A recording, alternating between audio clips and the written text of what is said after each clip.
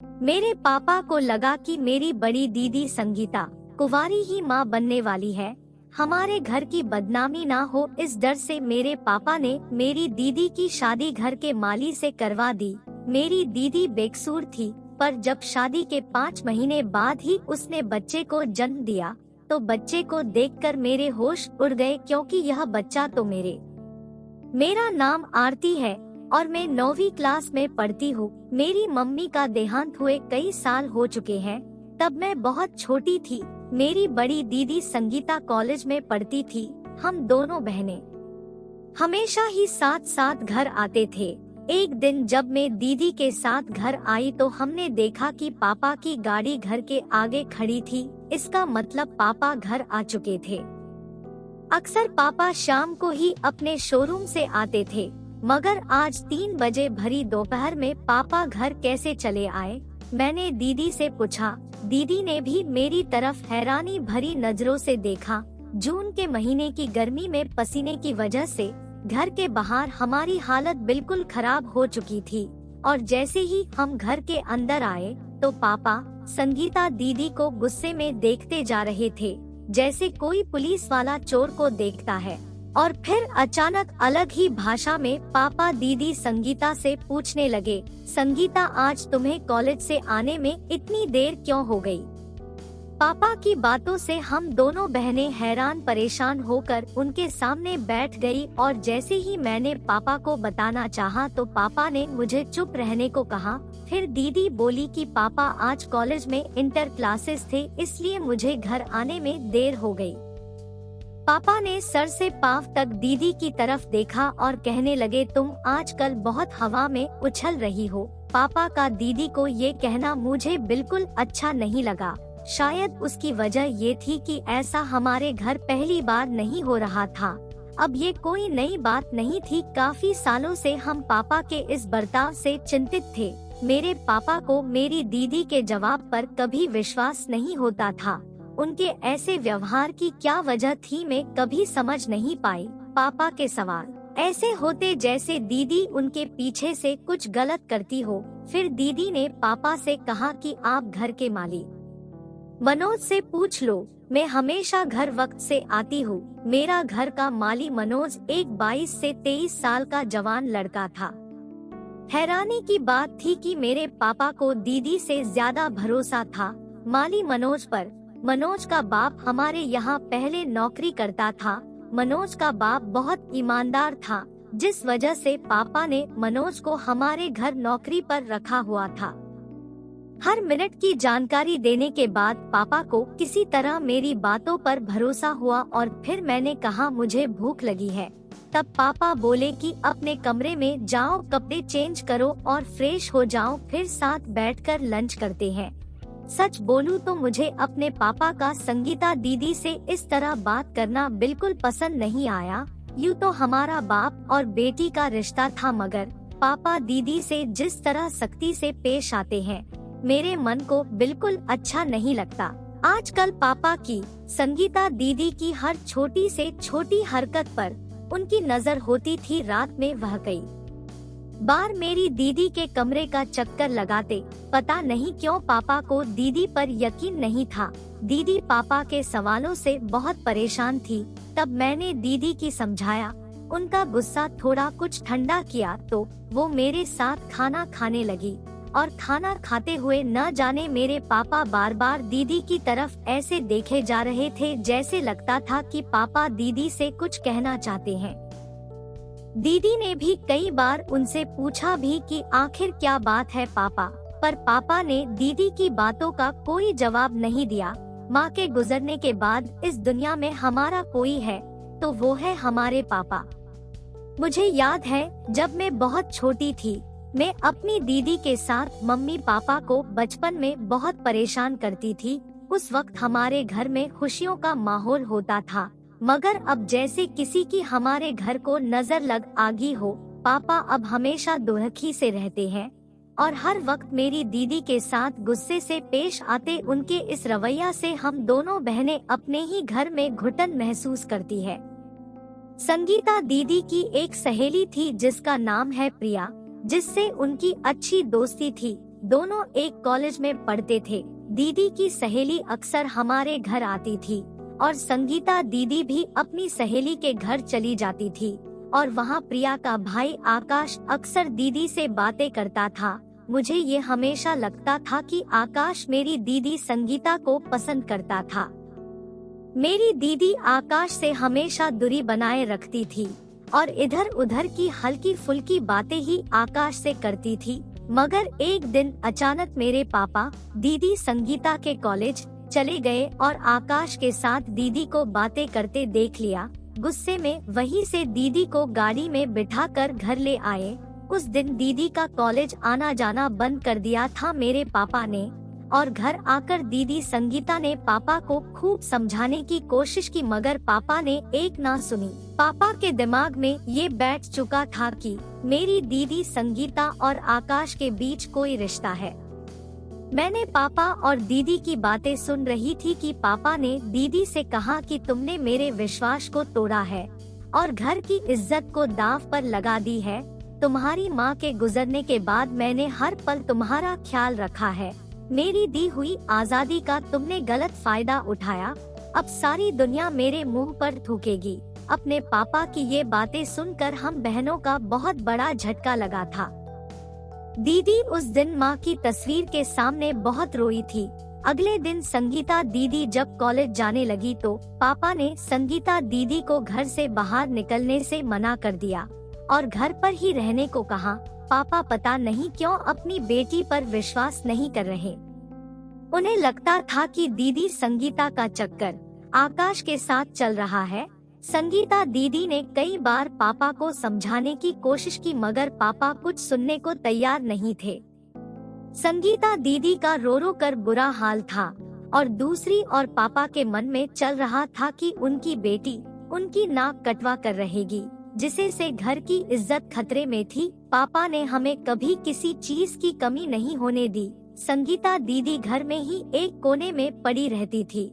मेरा घर उस वक्त बहुत बुरे दौर से गुजर रहा था और फिर हमारे घर एक दिन मेरे प्रदीप फूफा जी आए और आते ही उन्होंने हमसे हमारी पढ़ाई लिखाई की पूछी तो मैंने फूफा जी को सारी बातें बताई। तो फूफा जी बोले कि तुमने मुझे पहले क्यों नहीं बताया। उन्होंने हमें हौसला देते हुए कहा कि तुम फिक्र मत करो, तुम्हारे पापा से बात करके मैं संगीता का कॉलेज फिर से चालू करवा दूंगा। प्रदीप फूफा जी की बातें सुनकर हमारे हौसले बढ़ गए, क्योंकि हमारे पापा प्रमोद फूफा जी बहुत इज्जत करते थे और फूफा जी की हर बात मानते थे। प्रदीप फूफा जी ने पापा से बात करने वाले थे कि उससे पहले हालत और बिगड़ गए। अचानक हमारे घर आकाश आ गया और पापा ने उससे घर में घुसने तक नहीं दिया। आकाश तो हमारे घर इसलिए आया था क्योंकि उसे पता चला था कि दीदी का कॉलेज आना बंद हो गया है। आकाश को ये बहुत बुरा लगा था कि उसकी वजह से दीदी का कॉलेज बंद हो गया है। वो घर आकर पापा को समझाना चाहता था, मगर पापा ने आकाश के घर आने का गलत मतलब निकालकर ये समझा कि मेरा और आकाश के बीच कुछ गलत चल रहा है। उस दिन गुस्से में पापा ने दीदी से उनका मोबाइल भी छीन लिया और दीदी को कहा कि अगर वो घर से बाहर निकली तो उसके पैर तोड़ देंगे। उस दिन के बाद से दीदी ने अपने आप को कमरे में बंद कर लिया और किसी से कुछ बात नहीं करती थी। मगर प्रदीप फूफा जी के ही आते ही दीदी अपने कमरे से बाहर आती और फिर फूफा जी दीदी को हौसला देते हुए कहते कि बस कुछ दिन और सब्र कर लो, मैं तुम्हारे पापा को मना लूंगा, तुम्हारी दीदी पढ़ाई के लिए फिर से कॉलेज जाने लगोगी। फूफा जी की बातों पर दीदी को बड़ा विश्वास था। मैं भी मन ही मन भगवान से ये प्रार्थना कर रही थी कि जल्दी से हमारे घर में पुराने खुशियों के दिन वापस आ जाए, मगर वक्त को कुछ और ही मंजूर था। और फिर अगले ही दिन पापा दीदी के कमरे में गए और कहने लगे कि आज के बाद तुम मेरे साथ सोया करोगी।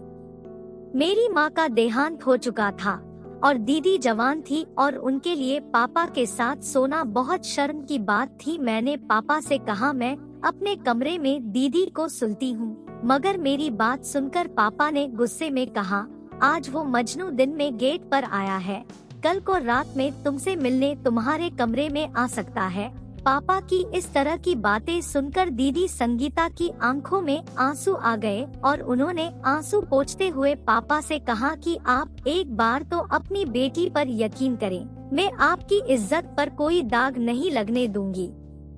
यही सब अगले 3 महीनों तक चला और फिर घर में असली बम फूटा जब दीदी की तबीयत खराब हो गई और उन्हें उल्टियाँ पड़ने लगी। दीदी की उल्टियों को देख कर पापा का शक यकीन में बदल गया।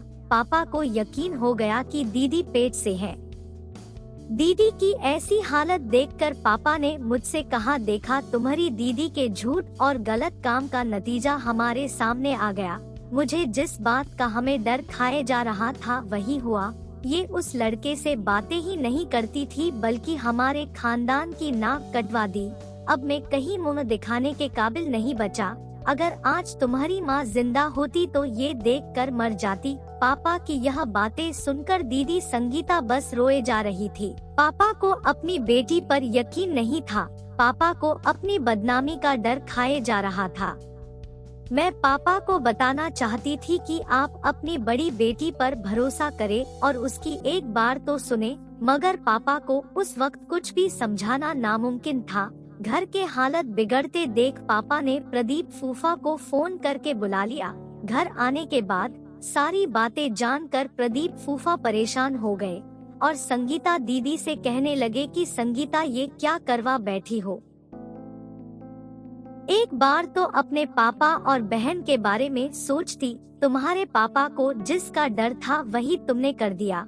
और फिर प्रदीप फूफा ने पापा से कहा कि अब इस बेइज्जती से बचना है तो संगीता की शादी करवा दो ताकि ये होने वाला बच्चा नाजायज न कहलाए और इस बच्चे को बाप का नाम मिल जाए। उस दिन दीदी शर्म के रोए जा रही थी और बार बार यही कह रही थी कि बेकसूर हूँ, मेरे सिवा उनकी बातों पर किसी को यकीन नहीं था। प्रदीप फूफा जी ने घर की बदनामी को बचाने के लिए संगीता दीदी की शादी का जो रास्ता बताया उससे सुनकर मैं हैरान थी। आखिर एक बार तो प्रदीप फूफा जी बात करनी चाहिए थी। पापा और दीदी को एक साथ बिठाकर प्रदीप फूफा जी अगर पापा को समझाते तो घर के हालत इतने नहीं बिगड़ते। और फिर अचानक पापा ने घर के माली मनोज को ड्राइंग रूम में बुलाया। मनोज उस वक्त घर के गार्डन की घास काट रहा था। पापा की आवाज लगाते ही वो ड्राइंग रूम में भागता हुआ आया। फिर पापा ने मनोज से कहा कि कल से तुम मेरे शोरूम को संभालोगे, उसका मालिक बनकर, पर एक शर्त है कि तुम्हें मेरी बेटी संगीता से शादी करनी होगी। एक ही पल में पापा ने मनोज को जमीन से आसमान में पहुंचा दिया था। बोलो मंजूर है, पापा ने मनोज से कहा। मनोज ने हाँ करने में एक सेकंड भी नहीं लगाया, क्योंकि पापा ने उसकी बूढ़ी माँ और घर की हर जिम्मेदारी को उठाने का वादा किया था। मेरे पापा का ये फैसला सुनकर मैं हैरान थी कि पापा कैसे दीदी की शादी एक माली से करवा सकते हैं। अगर आज माँ होती तो ये सब ना होने देती। अगले ही दिन पापा ने दीदी की शादी घर के माली मनोज से करवा दी। मैं शादी को रुकवाना चाहती थी मगर मैं कुछ भी नहीं कर सकी। पापा ने बड़ा सा माकन मनोज को गिफ्ट में दिया, जहां सिर्फ दीदी और मनोज रहने लगे। संगीता दीदी बीवी तो मनोज की थी मगर उन्होंने मनोज को अपना पति होने का हक नहीं दिया था। वो दोनों पति पत्नी होते हुए भी अलग अलग कमरे में रहते थे। दीदी मनोज से सिर्फ काम की बातें करती और अपने आप को मनोज से दूर रखती। वहीं दूसरी और मनोज अपनी पत्नी यानी मेरी दीदी को खुश रखने की हर कोशिश करता। मनोज से करवा दी। मैं शादी को रुकवाना चाहती थी मगर मैं कुछ भी नहीं कर सकी। पापा ने बड़ा सा माकन मनोज को गिफ्ट में दिया, जहां सिर्फ दीदी और मनोज रहने लगे। संगीता दीदी बीवी तो मनोज की थी मगर उन्होंने मनोज को अपना पति होने का हक नहीं दिया था। वो दोनों पति पत्नी होते हुए भी अलग अलग कमरे में रहते थे। दीदी मनोज से सिर्फ काम की बातें करती और अपने आप को मनोज से दूर रखती। वहीं दूसरी और मनोज अपनी पत्नी यानी मेरी दीदी को खुश रखने की हर कोशिश करता। धीरे धीरे 5 महीने निकल गए और मनोज मेरी दीदी का इतना ज्यादा ख्याल रखता था कि अब दीदी संगीता भी मनोज को प्यार करने लगी थी। अब मैं दीदी की आंखों में मनोज के लिए प्यार देख सकती थी। और फिर एक दिन रूटीन चेक के बाद डॉक्टर ने बताया कि दीदी 5 महीने की प्रेग्नेंट है। ये सुनकर दीदी के चेहरे पर कोई खुशी नहीं देख रही थी। मैंने जब उनसे पूछा कि आप अब भी खुश क्यों नहीं है, तो दीदी बोली कि मैं खुश कैसे हो, क्योंकि मैं आज भी नहीं जानती कि इस बच्चे का बाप कौन है। और फिर हम हॉस्पिटल से घर आ गए। रास्ते भर मेरे दिमाग में यही चल रहा था कि अगर दीदी ने जब कुछ किया ही नहीं था तो आखिर यह बच्चा उनके पेट में कैसे आया। यही बात बार बार सोचकर मेरे सिर में दर्द होने लगा था। और वहीं दूसरी और मंजीत दीदी का ऐसे ख्याल रख रहा था जैसे वो ही इस बच्चे का बाप हो।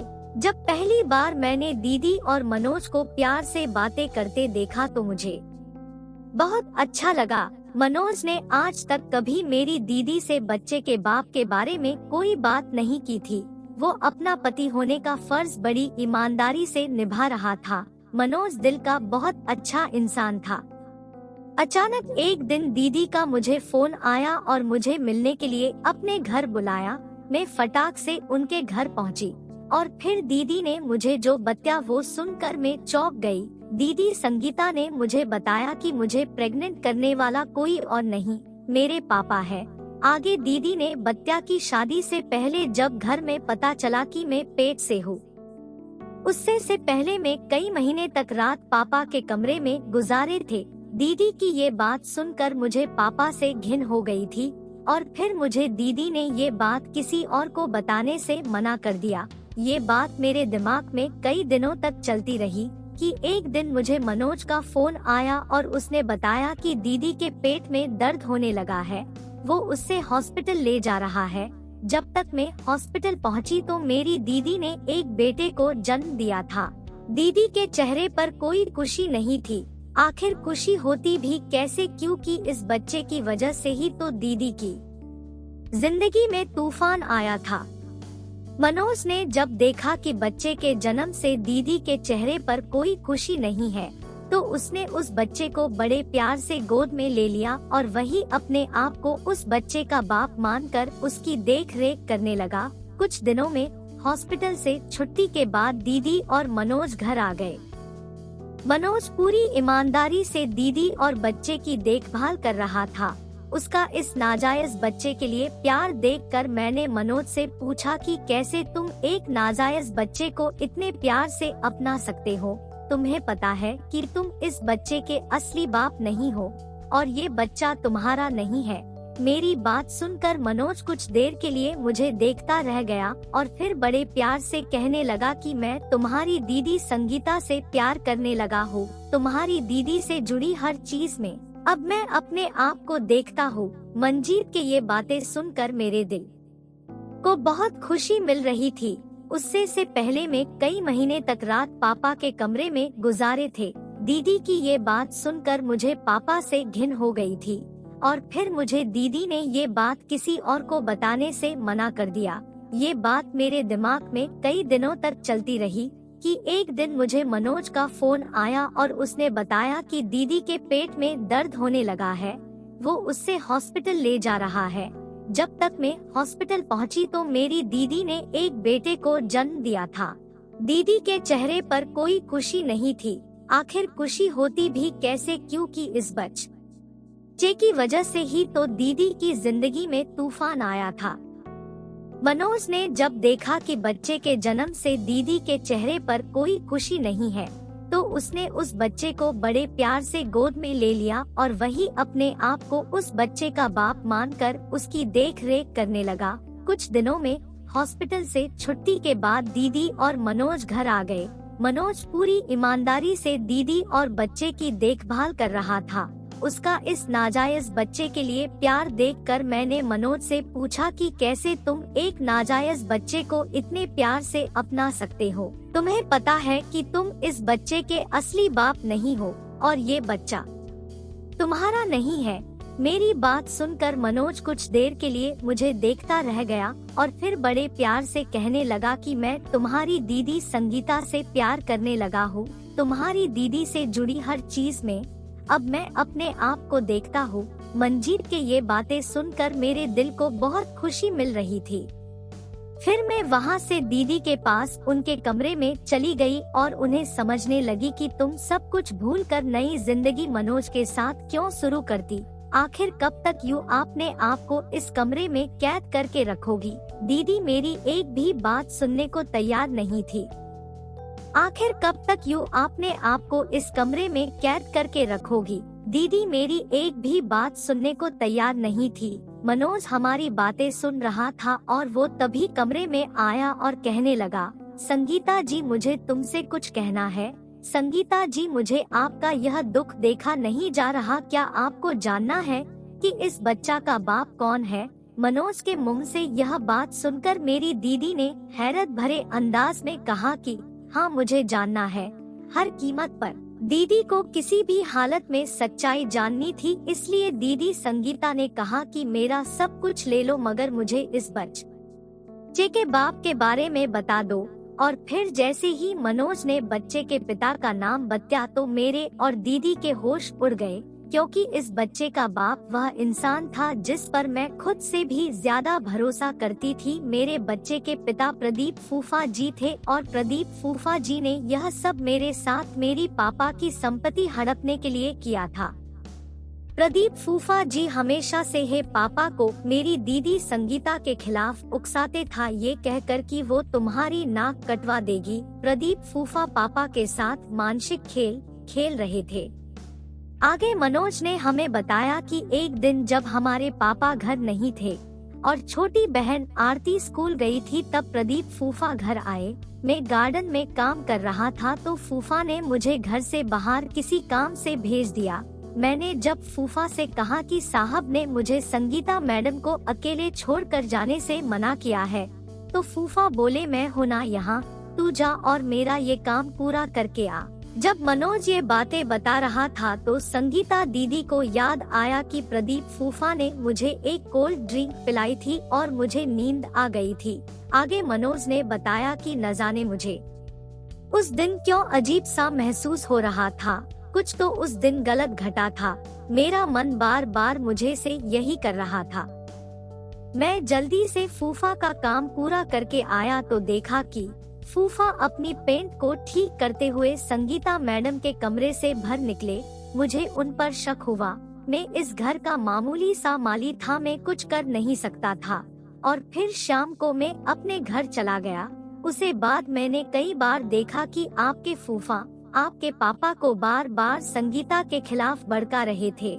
मैं घर का माली था तो मेरी बात कोई नहीं सुनता, और जो संगीता के साथ हो रहा था उससे देखकर मेरे मन में संगीता के लिए प्यार जागने लगा, और इसलिए मैंने आपके पापा के कहते ही शादी के लिए हाँ कर दी।